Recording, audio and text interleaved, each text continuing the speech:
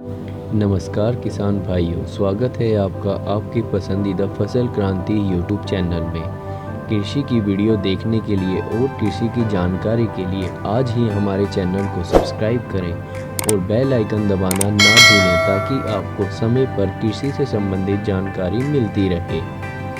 परंपरागत खेती बाड़ी में लगातार कम होते हुए मुनाफे को देखने के बाद किसानों ने नए विकल्पों को तलाशना शुरू कर दिया है। इसी के तहत कई किसानों ने बागवानी की फसलों की तरफ रुख करना शुरू कर दिया है। बागवानी की फसलों की बुआई कर किसान कम लागत में ज्यादा मुनाफा हासिल कर सकते हैं। कुछ ऐसा ही उदाहरण पेश किया है हरियाणा के भुना के रहने वाले शुभम ने। शुभम को गेहूं और धान की खेती में लगातार नुकसान हो रहा था।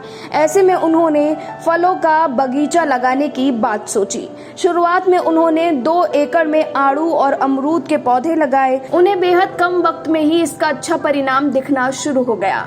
इसके बाद उन्होंने अपने बगीचे के रकबे को बढ़ाकर 5 एकड़ और फिर 7 एकड़ कर इसकी खेती करनी शुरू कर दी।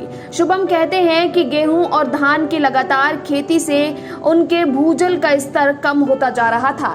इससे फसलों पर असर पड़ रहा ही था और खेती किसानी में लागत भी बढ़ती जा रही थी, जिसकी वजह से वो लगातार घाटे में जा रहे थे।